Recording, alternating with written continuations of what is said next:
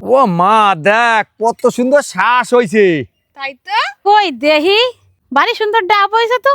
তাহলে এইটুক ডাব থুয়ে দি, আজকে পুডিং বানাই দিবানি। প্রথমে এই ডাবের এই মালাইটা বের করে নিয়ে ছোট ছোট করে কাটিয়ে নেব। এধারে ডাবের জলটা একটু সাইকিয়ে নিয়ে ওর মধ্যে চিনি আর আগার আগার পাউডার দিয়ে মিশিয়ে নিয়ে একটু সময় রান্না করে নিতে হবে। বেশিক্ষণ রান্না যাবে না, একটু সময় রাইন দিয়ে নামাই নিতে হবে। এবার এই গরম অবস্থায় মালাইটা দিয়ে আধা ঘন্টা থুয়ে দিতে হবে, তাহলে জমে যাবে না। এই যে পুডিংটা দাও ভালো সুন্দর জমে গেছে।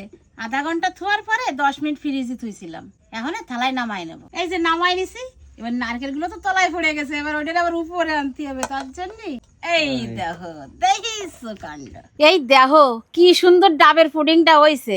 তা তোমরা এরকম ভাবে এই গরমে একটু ডাবের পুডিং মাঝে মাঝে বানায় খাবা, এতে শরীরও ভালো থাকবে, মনও ভালো হবে। আরে দাঁড়াও, কথা কই না, জিনিসটা কোনোদিন দেখিনি, খাওয়া তো দূরের কথা, দেহে তো ভালো লাগতেছে।